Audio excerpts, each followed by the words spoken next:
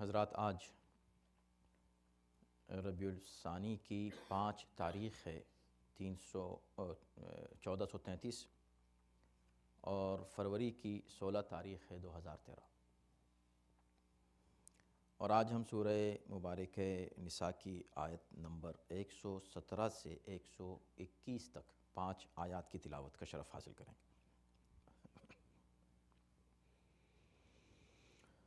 اعوذ باللہ من الشیطان الرجیم، بسم اللہ الرحمن الرحیم، الحمد للہ رب العالمین، والصلاة والسلام علی سیدنا و نبینا و مولانا ابی القاسم محمد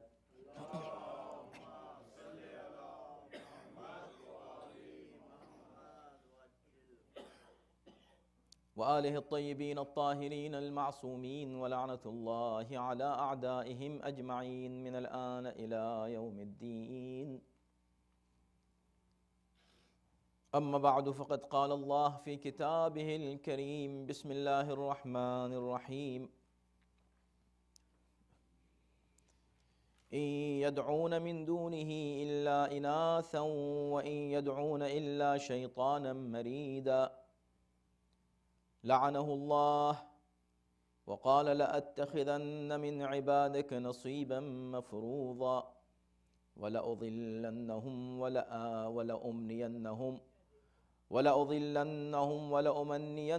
ولآمرنهم فليبتكن آذان الأنعام ولآمرنهم فليغيرن خلق الله ومن يتخذ الشيطان وليا من دون الله فقد خسر خسرانا مبينا يعدهم ويمنيهم وما يعدهم الشيطان إلا غرورا أولئك مأواهم جهنم ولا يجدون عنها محيصا۔ صدق الله العلي العظيم۔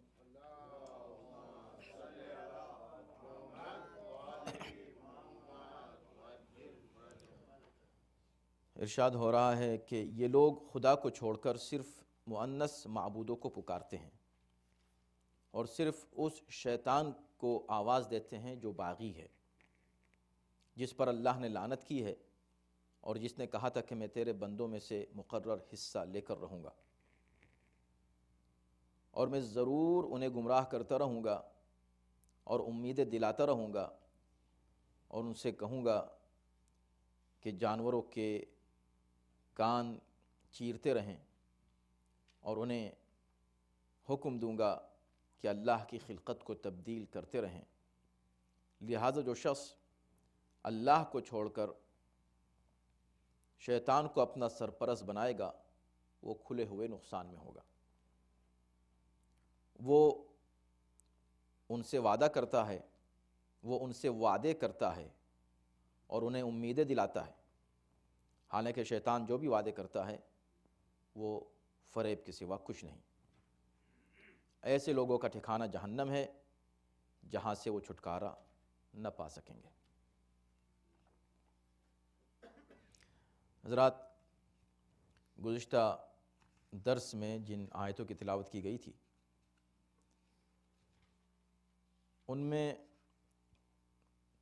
پیغمبر اسلام سے اختلاف کو اللہ نے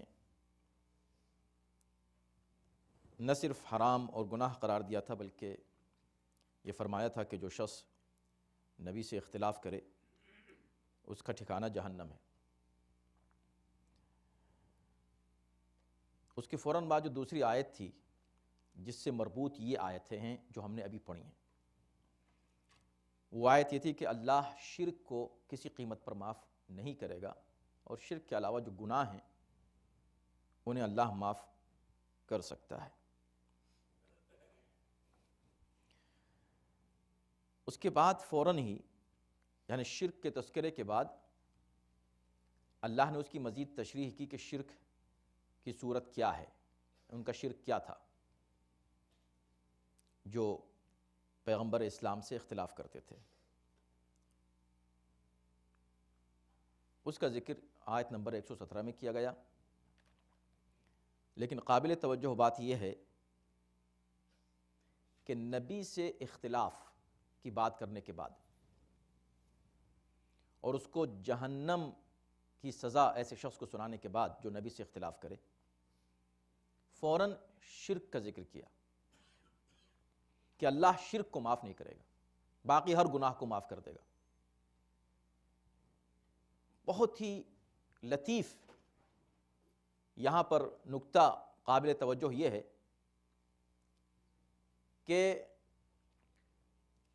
پیغمبر اسلام سے اختلاف کو ایک ایسا گناہ قرار دیا جس کا نتیجہ جہنم ہے، پھر یہ کہنا کہ اللہ شرک کو معاف کر دے گا، اللہ شرک کو معاف نہیں کرے گا، شرک کے علاوہ ہر گناہ کو معاف کر دے گا۔ تو کیا اس سے یہ مفہوم لیا جا سکتا ہے کہ اللہ نبی سے اختلاف کرنے کو معاف کر دے گا لیکن اپنے مخالف کو معاف نہیں کرے گا؟ پھر سے توجہ کیجیے، جو ہم نے کہا 2 آیتیں ہیں جو ہم اس سے پہلے پڑھ چکے ہیں اور اس کی مزید تشریح کی ضرورت ہے بہت زیادہ، لیکن ہم چونکہ بہت کچھ ہمیں عرض کرنا ہوتا ہے اور آگے جانا ہوتا ہے، نہیں تو صرف ایک ہی آیت پر اگر رک جائیں تو کافی تفصیل کی ضرورت ہوتی ہے کبھی کبھی۔ تو گزشتہ ہفتے جو درس تھا اس کو اپنے ذہن میں رکھیے اور پھر سے سوال کو سنیے۔ آیت نمبر 115، وَمَن يُشَاقِقِ الرَّسُولِ، جو نبی سے اختلاف کرے ہدایت کا راستہ ظاہر ہو جانے کے بعد اور مؤمنین کے راستے کے علاوہ کوئی اور راستہ اختیار کرے تو ہم اس کو اسی طرف جانے دیں گے جدھر وہ جا رہا ہے اور اس کو جہنم میں ڈال دیں گے جو بہت برا ٹھکانہ ہے۔ یہ بات ہو گئی، یعنی اتنا بڑا گناہ ہے نبی سے اختلاف کہ اس کا ٹھکانہ جہنم ہوگا جو شخص نبی سے اختلاف کرے گا۔ اب اس کے بعد یہ کہنا، یہ ہے سوال، یہاں توجہ کیجئے گا، اس کے بعد فوراً دوسری آیت میں یہ کہنا کہ ان اللہ لا یغفر ان یشرک بہ، کہ اللہ شرک کو تو معاف نہیں کرے گا کسی قیمت پر، شرک کے علاوہ جتنے گناہ ہیں جس کے لیے چاہے اللہ معاف کر سکتا ہے۔ تو کیا جس کے لیے چاہے، جس گناہ کو اللہ چاہے معاف کر سکتا ہے، اس میں وہ والا گناہ شامل ہے جس کا ابھی ذکر اللہ نے کیا ہے، نبی سے اختلاف والا؟ اس کا مطلب یہ ہوا کہ اللہ یہ کہہ رہا ہے کہ دیکھو جو شرک کرے میں مشرک کو تو معاف نہیں کروں گا، لیکن ٹھیک ہے میں نبی سے اختلاف کو برا کہہ رہا ہوں، گناہ قرار دے رہا ہوں، لیکن اگر کسی نے نبی سے اختلاف کر لیا تو ہم اس کو معاف کر سکتے ہیں۔ یہ اس کا مفہوم لیا جائے گا، یا اس کا مفہوم فوراً یہ لیا جائے گا کہ جیسے ہی نبی کا ذکر کیا، نبوت کا، رسالت کی عظمت کا ذکر کیا، رسول سے اختلاف کو حرام قرار دیا، تو فوراً یہ کہہ دیا کہ دیکھو میں شرک کو معاف نہیں کر سکتا۔ اس کا مطلب کیا ہوا؟ یعنی نبی سے اختلاف دراصل شرک کے مترادف ہے۔ جو نبی سے اختلاف کرے گا بس اس نے شرک کر لیا، اس لیے کہ نبی سے اختلاف اصل میں اللہ سے اختلاف ہوا۔ اللہ سے اختلاف کر کے کسی اور راستے کو اختیار کرنا، کسی اور طرف چلے جانا، نہ صرف شرک ہے، کفر بھی ہے۔ تو اللہ نبی کے تعلق سے ان کی عظمت کو بیان کرنے کے بعد فوراً ان کی مخالفت کو شرک سے تعبیر کر رہا ہے۔ اصل بات یہ ہے، یہ نہیں کہ اللہ نبی کے مخالفت کو ایک عام گناہ سمجھ کر کہے گا کہ میں ٹھیک ہے اس کو معاف کر دوں گا، شرک کو معاف نہیں کروں گا، نہیں، یہ وہ گناہ ہے جو شرک میں شامل ہے، جو معاف نہیں ہو سکتا، نبی سے اختلاف والا گناہ۔ اس کی دلیل کیا ہے؟ آگے کی جتنی آیتیں ہیں آپ اس پر پوری توجہ رکھیے گا تو اصل مفہوم سامنے آئے گا۔ تو نبی سے اختلاف شرک ہے، یہ بات ہم نے اخذ کی ان آیات سے جو گزشتہ درس میں ہم نے آپ کے سامنے عرض کیا تھا۔ اور ایک بات قابل توجہ یہ بھی ہے کہ عام طور پر توحید کا ذکر پہلے ہوتا ہے، رسالت کا بعد میں ہوتا ہے۔ آپ لا الہ الا اللہ پہلے کہتے ہیں، محمد رسول اللہ بعد میں کہتے ہیں۔ یہاں پہلے رسالت کا ذکر ہے، پھر توحید کا ذکر ہے۔ پہلے نبی سے اختلاف کو حرام قرار دیا گیا، پھر شرک کو اتنا بڑا گناہ قرار دیا گیا جو قابل معافی نہیں ہے۔ تو پہلے رسالت کی عظمت، پھر توحید کی عظمت۔ کیوں؟ اس لیے کہ جہاں پہلے توحید کا ذکر ہے پھر رسالت کا ذکر ہے، یہ ایک تسلسل ہے، ایک ہائرارکی ہے کہ جس سے ہر مومن واقف ہے کہ اللہ ہے، اللہ کے بعد نبی ہے۔ لیکن یہاں پر نبی کے بعد اللہ کا ذکر کرنے کا مطلب یہ ہے کہ ذکر نبی کو ذکر الہی سے الگ نہ سمجھو، نبی کی مخالفت کو اللہ کی مخالفت سے جدا نہ سمجھو، ایک ہی بات ہے، یہ دونوں ایک ہی باتیں۔ لہٰذا نبی کو آواز دینا، نبی کو پکارنا، نبی کی اتباع کرنا، نبی سے محبت کرنا، اس کو غیر اللہ کی محبت نہیں کہا جائے گا، اسے غیر اللہ کو پکارنا نہیں کہا جائے گا۔ اور اسی میں پھر استعانت کا مسئلہ بھی آ جاتا ہے۔ کیا آپ نبی کو پکار سکتے ہیں، یا رسول اللہ کہہ سکتے ہیں؟ تو کیا یا رسول اللہ کہنا غیر اللہ کو پکارنا ہے؟ تو اسی لیے فوراً اب جو آیتیں شروع ہوئیں یہاں سے اس کی تشریح بھی ہو گئی، یعنی توحید حقیقی کا مفہوم ان آیات میں پیش کیا جا رہا ہے۔ توحید اور شرک کے مفہوم کو بڑی وضاحت سے پیش کیا جا رہا ہے، کیونکہ جہاں کنفیوز ہے، بہت بڑے بڑے علماء اس میں کنفیوز ہو گئے، اس وقت ایک بہت بڑا فرقہ اس میں کنفیوز ہو گیا، بہت زیادہ کنفیوز ہے۔ وہ تمام آیات پیش کرتے ہیں کہ جس میں صرف اللہ کو پکارو، بھائی اللہ کو پکارو، آپ اللہ کے علاوہ کسی کو نہ پکارو۔ بالکل صحیح بات ہے، یہی ہمارا بھی عقیدہ ہے، یہی قرآنی عقیدہ ہے۔ اللہ کے علاوہ کسی کو، غیر اللہ کو نہ پکارو، من دون اللہ کسی کو آواز مت دو، کسی کو مت پکارو، اس لیے کہ غیر اللہ کو پکارنا شرک ہے۔ لیکن جہاں لوگ نہیں سمجھے جس باریک مسئلے کو، وہ یہ ہے کہ کسے آپ غیر اللہ قرار دیں گے۔ ایک ہے غیر اللہ کا مطلب ذات سے جدا، اللہ کی ذات سے جدا، ایک ہے نہیں، حکم الہی میں یا ولایت الہی میں جو لوگ شامل ہیں، کیا ان کو پکارنا بھی شرک ہوگا؟ کیا ان کو پکارنا غیر اللہ کو پکارنا ہوگا؟ کیا ان کی ولایت غیر اللہ کی ولایت ہوگی؟ مزید وضاحت کے لیے اب آئیے ان آیت پر گفتگو کرتے ہیں۔ تو رسالت کا ذکر کر کے، رسالت کی مخالفت گناہ، اس کے بعد شرک، اس کے بعد کہا ان یدعون من دونہ الا اناثا، یہ لوگ اللہ کے علاوہ، من دون اللہ، ہر جگہ قرآن میں جہاں پر لوگ کنفیوز ہوتے ہیں وہ ہے من دون اللہ، اللہ کے علاوہ پکارنا کسی کو۔ تو یہاں پر بھی یہ کہا کہ ان یدعون، یہ لوگ جو مشرک ہیں، یہ لوگ جو نبی سے اختلاف کرتے ہیں، یہ اصل میں کون لوگ ہیں؟ ان یدعون من دونہ، یہ اللہ کے علاوہ نہیں پکارتے مگر اناثا او اناثا، نہیں پکارتے مگر عورتوں کو۔ اب اس سے مراد، عورتوں کو پکارنے سے مراد یہ نہیں ہے کہ کوئی شخص اپنی بیوی سے مدد نہ مانگے اور اس سے کوئی ہیلپ نہ لے، نہیں، اناثا سے مراد یہاں وہ بت ہیں جو انہوں نے، مشرکین نے مؤنث ناموں پر رکھے ہوئے تھے، عورتوں کے ناموں پر رکھے ہوئے تھے، اسی لیے ہم نے اس کا ترجمہ کیا ہے مؤنث معبودوں کو پکارتے ہیں۔ بہت سے مترجمین نے اس کا ترجمہ کیا کہ عورتوں کو پکارتے ہیں، ایسا نہیں ہے کہ عورتوں کو پکارنا شرک ہے۔ ان دیوتاؤں کو جو مؤنث دیوتائیں ہیں، دیویوں کو پکارتے ہیں، ڈائٹیز کو جو مؤنث ہیں ان کو پکارتے ہیں، گوڈس، ایک ہے گاڈ ایک گوڈس، ان کو پکارتے ہیں۔ تو مشرکین نے جو بت بنائے ہوئے تھے، ان میں سے جو بڑے بڑے بت تھے ان کے نام مؤنث تھے، جیسے لات، منات، عزا،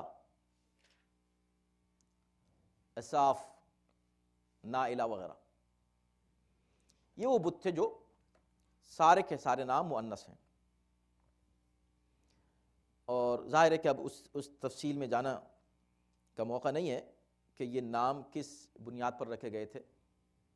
لات و منات سب سے مشہور، لات و منات اور عزیٰ ان کے سب سے مشہور بت تھے، یہ تین بت، اور یہ تینوں بت جو ہیں وہ مؤنث ناموں پر ہیں۔ لات کے لیے کہا جاتا ہے کہ لفظ الہ یا اللہ کا مؤنث وہ لوگ قرار دیتے تھے، لات، اور عزیٰ اعز کا مؤنث ہے، یعنی بہت ہی صاحب عزت، سب سے زیادہ صاحب عزت۔ تو ان کے نام مؤنث اس لیے بھی رکھے تھے کہ ان بتوں سے آوازیں نکلتی تھیں، اور یہ آوازیں عورتوں کی آوازیں ہوتی تھیں، اور اصل میں یہ آواز عورت کی جو آواز تھی یہ شیطان بناتا تھا، شیطان کی آواز ہوتی تھی۔ اب توجہ کیجئے، یہ بات واضح ہو گئی۔ ان یدعون من دونہ الا اناثا، یہ لوگ صرف مؤنث معبودوں کو اپنے پکارتے تھے، صرف دیکھیں ان یدعون نہیں پکارتے تھے مگر مؤنث معبودوں کو، یہ نہیں کہا کہ مؤنث معبودوں کو پکارتے تھے، نہیں پکارتے تھے مگر، کیا مطلب؟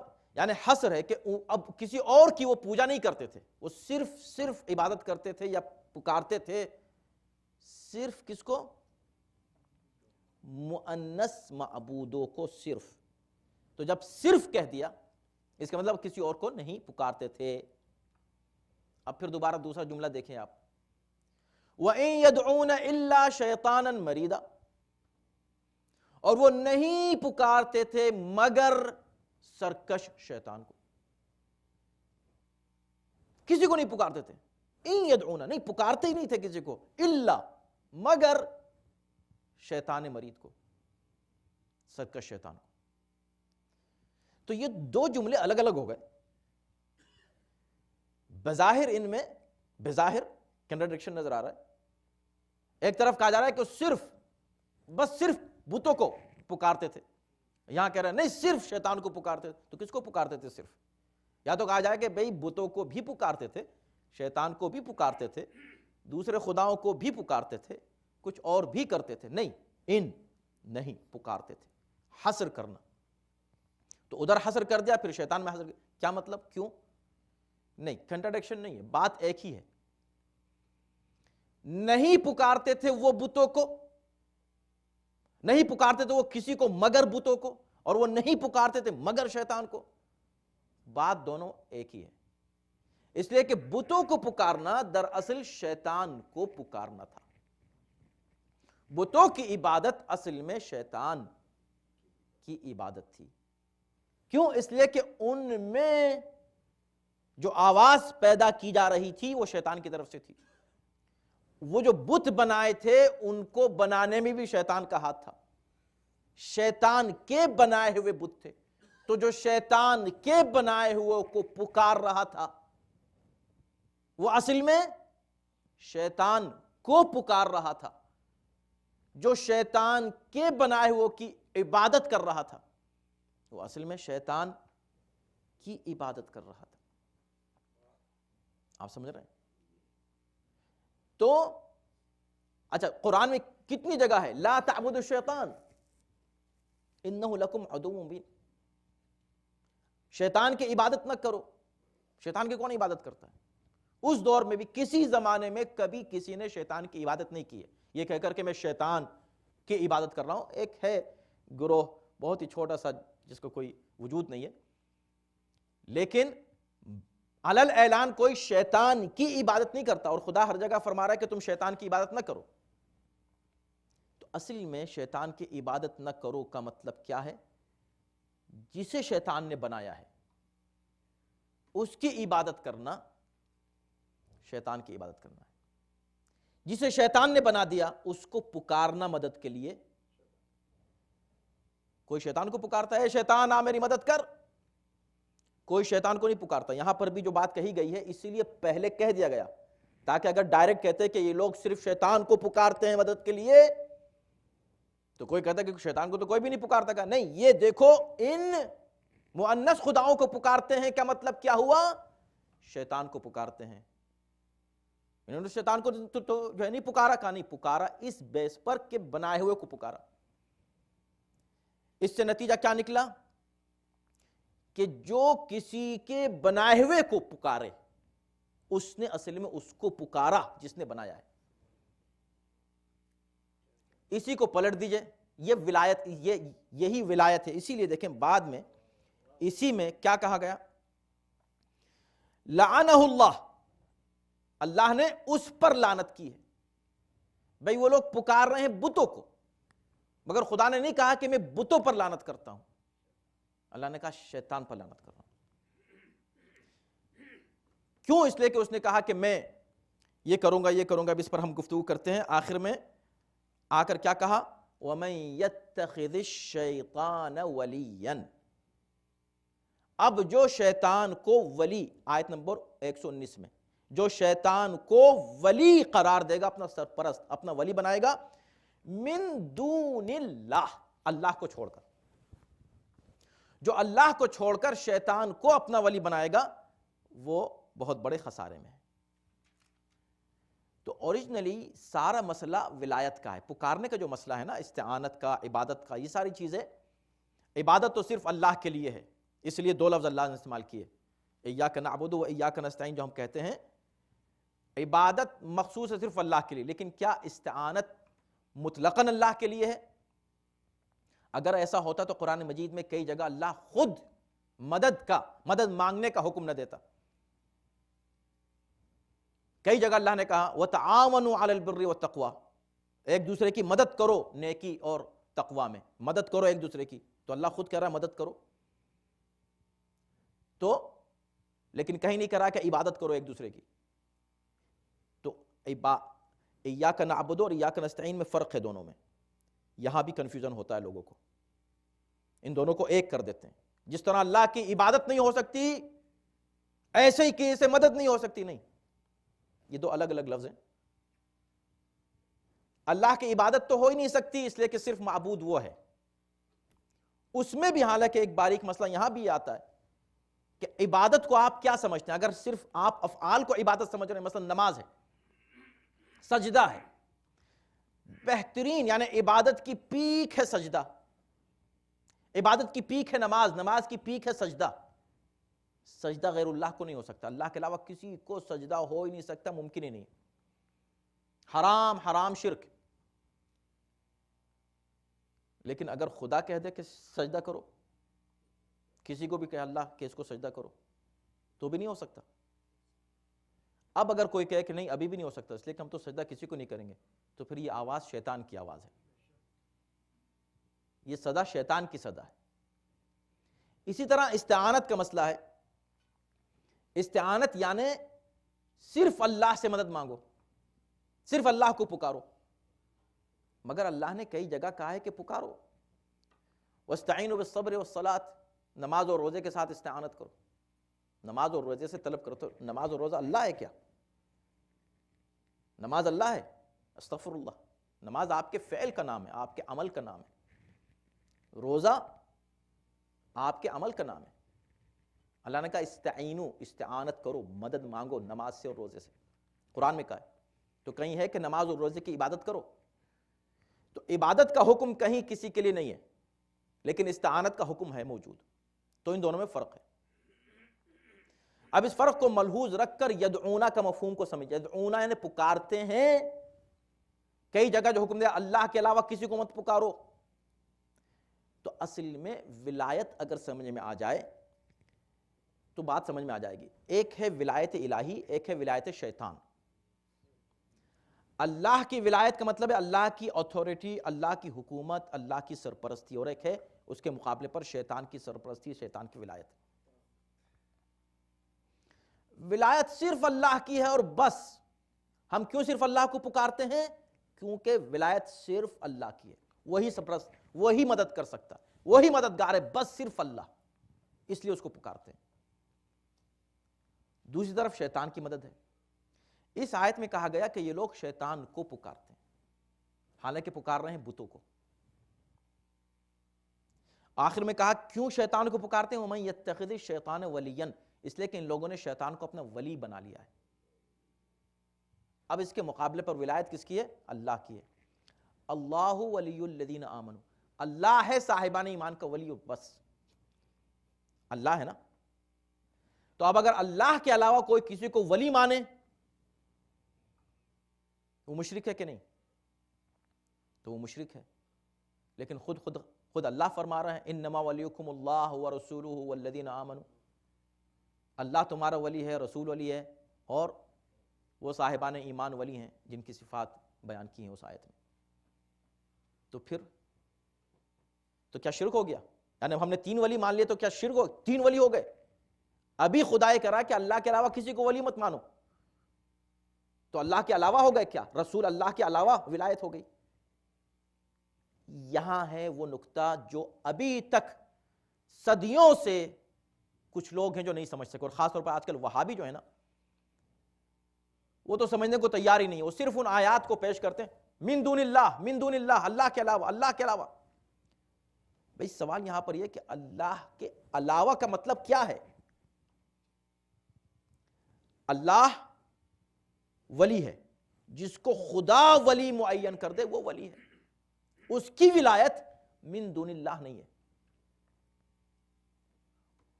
جسے اللہ بنا دے ان کی ولایت من دون اللہ نہیں ہے، جیسے جسے شیطان بنا دے اس کی ولایت من دون الشیطان نہیں ہے۔ تو شیطان کو پکارنا یا جسے شیطان نے بنا دیا اسے پکارنا ایک بات ہے، اسی طرح اللہ کو پکارنا جسے اللہ نے بنایا ہے اس کو پکارنا ایک ہی بات ہے، فرق نہیں ہے دونوں میں۔ شرک کہاں آتا ہے کہ اگر آپ جس کو پکاریں یہ سمجھ کے پکاریں کہ اس کا تعلق اللہ سے نہیں ہے، وہاں سے شرک شروع ہو گیا۔ آپ اگر ڈاکٹر کے پاس گئے، دیکھیں قرآن ہی کہتا ہے کہ شفا صرف خدا دیتا ہے بس، وَإِذَا مَرَضْتُ فَهُوَ يَشْفِينِ، جب میں بیمار ہوتا ہوں صرف خدا مجھے شفا دیتا ہے۔ اب آپ چلے گئے ڈاکٹر کے پاس، اس نے آپ کو دوا دی، شفا اس کے ہاتھ سے آپ کو ملی، اگر آپ نے تصور کر لیا کہ شفا اس نے دی ہے، وہیں شرک ہو گیا۔ حالانکہ آپ گئے ڈاکٹر کے پاس، واقعاً بہت اچھا ڈاکٹر ہے، بہت اچھی دوا دی اور اسی کی دوا سے آپ کو شفا ملی، لیکن اگر آپ نے تصور کر لیا کہ یہ جو ڈاکٹر ہے جس نے مجھ کو دوا دی ہے، یا یہ جو دوا ہے جس نے مجھ پر اثر کیا ہے، اس کا اللہ سے کوئی تعلق نہیں ہے، یہ اپنے طور پر اس کی تاثیر ہوئی ہے میرے اوپر، یہ ہے شرک، یہ ہے شرک۔ تو خدا سے جدا کر کے کسی کو پکارنا شرک ہے، اس کو کہتے ہیں من دون اللہ۔ لیکن خدا کی ولایت کے انڈر میں رہتے ہوئے اور اس کو اس ولایت ہی کے ذیل میں سمجھتے ہوئے کسی کو پکارنا، یہ عین توحید ہے۔ ان آیات سے یہ بات واضح ہو گئی، مزید تشریح کی جا سکتی ہے، لیکن اب آپ جتنا خود اس پر آپ خود توجہ کریں، غور کریں، تو بات مزید واضح ہو جائے گی، اس لیے کہ ہمیں آگے بڑھنا ہے۔ تو یدعون، خود یدعون کا لفظ جو ہے کئی جگہ عبادت کے مفہوم میں آیا ہے اور کئی جگہ پکارنے کے مفہوم میں آیا ہے قرآن مجید میں۔ عبادت تو ہم نے عرض کیا کہ کسی قیمت پر کسی صورت میں کسی کی نہیں ہو سکتی، لیکن یدعون بمعنی پکارنا مدد کے لیے، بے شک اللہ کو پکارا جا سکتا ہے، اللہ کو پکارنا چاہیے، یا اس کو پکارا جا سکتا ہے جس کو پکارنے کی اجازت اللہ نے دی ہے، یعنی اس کی طرف سے جس کی ولایت ہے، یعنی ثابت ہو جائے کہ یہ ولی ہے اللہ کی طرف سے، نبی ہے، ولی ہے، تو اس کو ہم پکار سکتے ہیں اور اس کی مدد اللہ کی مدد قرار پائے گی۔ اچھا، اب آئیے لعنہ اللہ، اللہ نے اس پر لعنت کی ہے، یہ اس کے بعد کی آیت آ گئی، اور اللہ نے لعنت کی ہے، اور یہ وہی ہے شیطان جس کو اللہ لعنت کر رہا ہے کہ جس نے یہ کہا تھا یا اللہ میں تیرے بندوں سے اپنا خاص حصہ لے کے رہوں گا۔ خاص حصہ کیا مطلب؟ اب آپ یہ دیکھیں، عجیب بات ہے، وہی لوگ جو توحید و شرک کی بات کرتے ہیں، ذرا یہ دیکھیں کہ ولایت الہی اور ولایت شیطان، ان دونوں کا فرق آپ ملاحظہ فرمائیں۔ ان دونوں میں طاقتور کون ہے؟ تو آپ کہیں گے استغفر اللہ، کوئی کمپیریزن ہی نہیں، کون ہے؟ کیا مطلب؟ صرف اللہ ہے، طاقت صرف اللہ کی ہے، طاقت صرف اللہ کی، ولایت کی ہے نا، سرپرستی صرف اللہ کی ہے، مدد صرف اللہ کی طرف سے ہوتی ہے۔ اللہ رحمان بھی ہے، رحیم بھی ہے، اللہ بغیر مانگے بھی مدد کرتا ہے کہ نہیں؟ ہر انسان کی، فرعون تک کی اللہ نے مدد کی ہے۔ مگر آپ یہ دیکھیں نتیجہ کیا ہے؟ اکثریت ان کی ہے جو ولایت الہی کو مانتے ہیں، یا ان کی ہے جو ولایت شیطان کو مانتے ہیں؟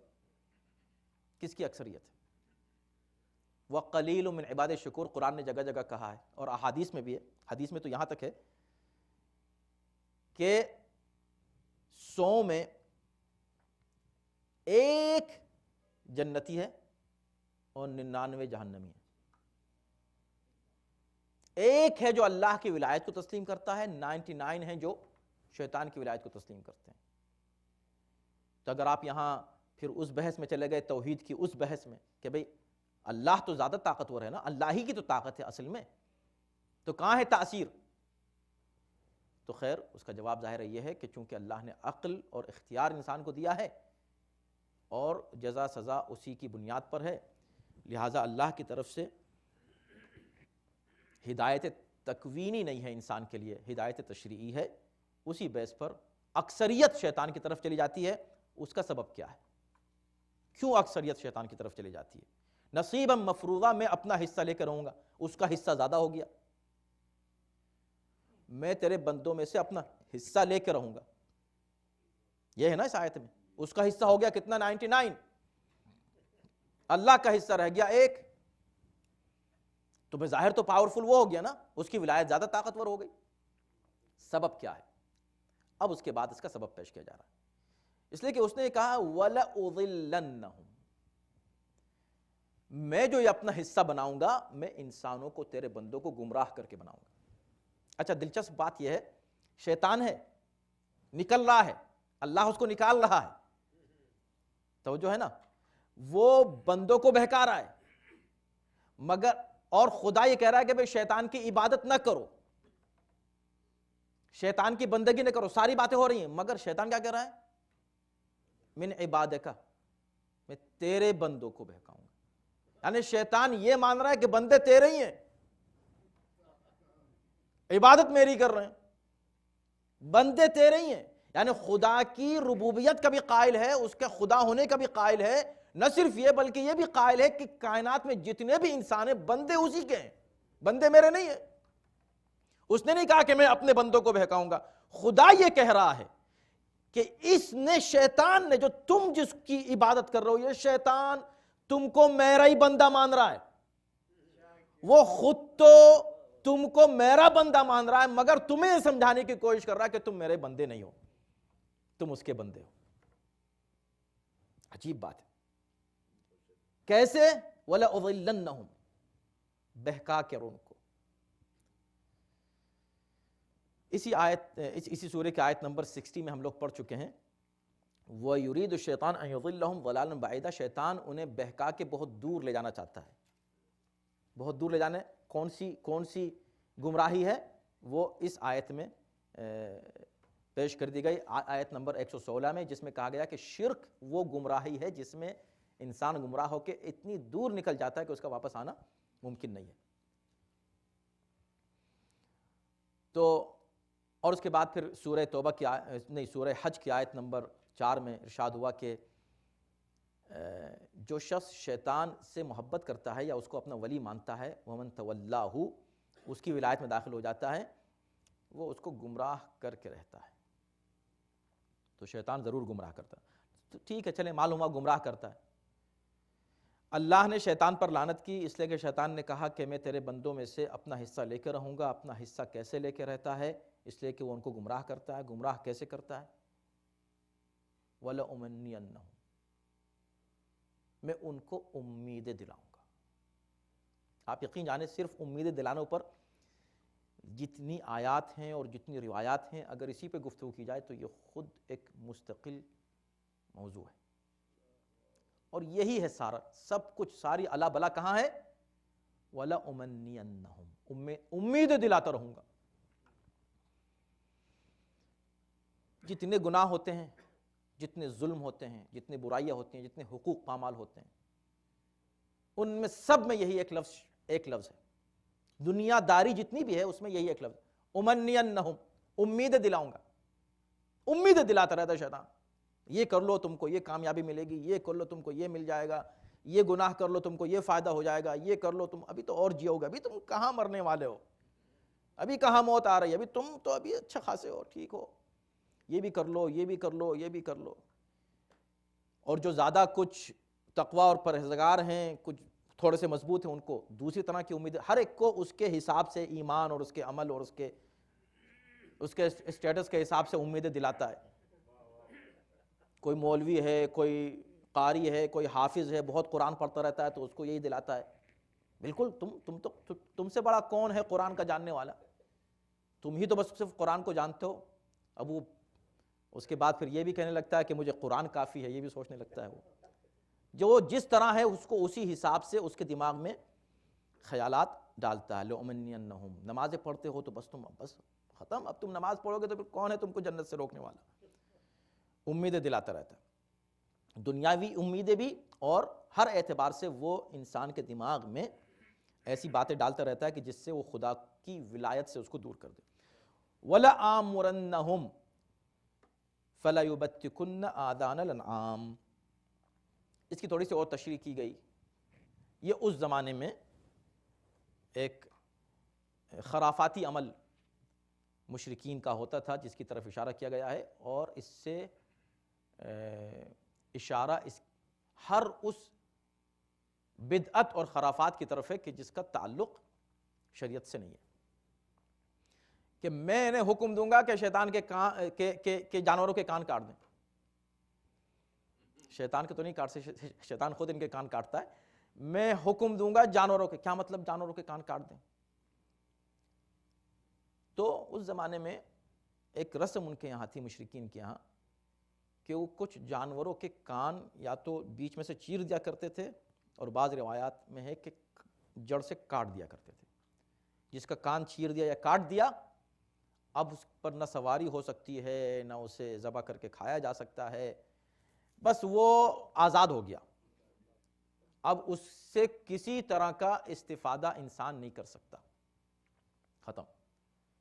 یہ ایک رواج تھا، یہ ایک خرافاتی رواج تھا، سمجھے؟ اسلام اس طرح کی خرافات کو جو معاشرے میں کبھی کبھی پھیل جاتی ہیں انکریج نہیں کرتا، ڈسکریج کرتا ہے۔ وَلَآمُرَنَّهُمْ فَلَيُغَيِّرُنَّ خَلْقَ اللَّهِ، میں انہیں حکم دوں گا وہ اللہ کی خلقت کو بدل دیں گے، اللہ کی جو تخلیق، اللہ نے جو خلق کیا ہے اس تخلیق کو بدل دیں گے۔ تخلیق کے بدلنے کے تعلق سے کافی اقوال ہیں کہ اس سے کیا مراد ہے کہ خلق اللہ کو بدل دیں گے۔ تو کافی مفسرین اس پر متفق ہیں کہ اس سے مراد فطرت الہی کو بدلنا، دین کو بدلنا، اس لیے کہ دین فطرت اللہ التی فطر الناس علیہا لا تبدیل لخلق اللہ، یہ دین جو ہے وہ اللہ کی فطرت ہے اور اللہ کی تخلیق ہے، اور اس تخلیق میں کوئی تبدیلی نہیں ہے، یہ قرآن کہہ رہا ہے۔ تو اس کا مطلب یہ ہے کہ اس دین کو بدلنا، اس میں بدعتیں پیدا کرنا، اس میں چینجز لانا، جو نبی کی تعلیمات ہیں اس کو بدل دینا، یہ ہے حلال کو حرام، حرام کو حلال کر دینا۔ اس کے علاوہ بہت سے مفسرین نے اس کو دیگر ہر کسی بھی تخلیق الہی کو، فطرت کو چینج کرنا، اور اسی بنیاد پر بہت سے بلکہ اکثر فقہا نے داڑھی مونڈنے کو بھی اسی میں شمار کیا، اور اسی سے اس آیت سے استدلال کیا ہے کہ تخلیق الہی اللہ کی ایک خلقت ہے، اللہ نے مرد کو ایک خاص تخلیق عطا کی ہے، اس کو عورت سے مختلف قرار دیا ہے، مگر داڑھی مونڈ کر انسان خلقت الہی کو بدل دیتا ہے۔ اس کے بعد کیا آیت ہے؟ وقت تمام ہو رہا ہے، بلکہ ہو چکا ہے، لیکن ہم یہ آیتیں جلدی سے پڑھ دیتے ہیں۔ وَمَن يَتَّخِذِ الشَّيْطَانَ وَلِيًّا، دیکھیں یہ ساری باتیں کر کے بات وہیں آئی جہاں سے ہم نے شروع کی تھی. جو شخص شیطان کو اپنا ولی قرار دے گا من دون اللہ، اللہ کے علاوہ شیطان کو ولی بنائے گا من دون اللہ. اب دیکھیں من دون اللہ سمجھ میں آئے گا آپ کو. ہر جگہ جہاں جہاں من دون اللہ ہے نا بھائی، من دون اللہ کسی کو مت پکارو، من دون اللہ مت آواز دو، من دون اللہ کسی، یہاں پر من دون اللہ کسی کو ولی نہ بناؤ. جو شخص من دون اللہ شیطان کو ولی بنائے گا، اللہ کے علاوہ اللہ کو چھوڑ کر شیطان کو ولی بنائے گا، تو صرف اللہ کو چھوڑ کر یا رسول بھی اس میں شامل ہیں؟ اس سے پہلے رسول، دیکھیں بات کہاں سے شروع ہوئی؟ من یشاقق الرسول سے شروع ہوئی، جو رسول سے اختلاف کرے. تو اگر کوئی رسول کو چھوڑ کر شیطان کو ولی مان لے تو بات وہی ہو گئی نا. تو جب ولایت الہی من دون اللہ سے مراد کیا ہے؟ اللہ کو چھوڑ کر اور ان لوگوں کو چھوڑ کر جنہیں اللہ نے معین کیا ہے. اگر کوئی شیطان کو مان لے تو اس کا مطلب ہے کہ رسول کو چھوڑ کر شیطان کی پیروی کرنا اصل میں اللہ کو چھوڑ کر شیطان کو ماننا ہے. اسی طرح اہل بیت کو چھوڑ کر جو اللہ کی طرف سے اور رسول کی طرف سے معین کیے گئے ہیں انہیں چھوڑ کر شیطان کی پیروی کرنا یا ان کی پیروی کرنا جن کو شیطان نے معین کیا ہے، یہ اصل میں اللہ کے مقابلے پر آنا اور من دون اللہ کو پکارنا ہے. فقط خسر خسران مبینہ، تو وہ شخص بہت بڑے گھاٹے میں ہے. ظاہر ہے کہ جہنم اور گمراہی اس سے بڑا گھاٹا انسان کے لیے کیا ہو سکتا ہے. یعدہم، پھر دوبارہ پھر سے یہ بات کہی گئی، دہرائی گئی تاکید کے لیے کہ یعدہم، بڑے وعدے کرتا ہے شیطان ان سے، میں تمہارے لیے یہ کر دوں گا، یہ کر دوں گا، بس تم یہ گناہ کر لو، دیکھو کیا ملے گا تمہیں، دیکھو یہ ملے گا، یہ ہوگا، یہ وعدے کرتا رہتا ہے. وَيُمَنِّيهِمْ، انہیں امیدیں دلاتا رہتا ہے. وَمَا يَعِدُهُمُ الشَّيْطَانُ إِلَّا غُرُورًا، حالانکہ شیطان کے جتنے بھی یہ وعدے ہیں سب دھوکے کے سوا کچھ نہیں. اولئک مأواہم جہنم، ان سب کا ٹھکانہ آخر میں اللہ نے فرمایا جہنم ہے. ولا یجدون عنہا محیصا، جہنم وہ جگہ ہے کہ جہاں سے کوئی چھوٹ کے باہر نکل نہیں سکتا کہ یہ قید خانہ ہے، یہ جیل ہے، یہاں سے بھاگنے کا پلان کرو، یہاں سرنگ بناؤ اور نکل جاؤ، بھاگ نکلو. ایسی کوئی سرنگ وہاں نہیں بنائی جا سکتی. جو بنائی جائیں گی وہ اور نئے نئے عذاب کا پیش خیمہ بنے گی. تو جہنم وہ جگہ ہے لا یجدون عنہا محیصا، ان سے ان کو چھٹکارا نہیں ملنے والا ہے. تو خلاصہ گفتگو کیا ہوا کہ رسول کی عظمت کو انسان کو سمجھنا چاہیے اور توحید و شرک کے مفہوم کو اس طرح سمجھے جس طرح قرآن نے سمجھایا ہے، اور صرف دو ولایتیں قرار دی ہیں، الہی ولایت ہے اور شیطان کی ولایت ہے. شیطان کی ولایت کے انڈر میں وہ تمام ولایتیں ہیں جو بت ہیں، جو آپ کے اپنے، جو انسان کے بنائے ہوئے لوگ ہیں، وہ ساری ولایت جو انسان کی بنائی ہوئی تھی اتھارٹیز ہیں اسی کے انڈر میں آتی ہیں، اور جو الہی بنائی ہوئی اتھارٹیز ہیں وہ اللہ کی ولایت کے انڈر میں آتی ہیں. ان کو پکارنا شیطان کو پکارنا ہے، ان کو پکارنا اللہ کو پکارنا ہے. پروردگار عالم ہم سب کو قرآن فہمی کی مزید توفیق کرامت فرمائے اور قرآنی احکام پر عمل پیرا ہونے کی توفیق کرامت فرمائے. ہم کو ولایت الہی کے دائرے میں ہمیشہ قائم و برقرار رکھے اور ولایت شیطان سے ہم کو محفوظ و مامون رکھے. صلوات بر محمد و آل محمد.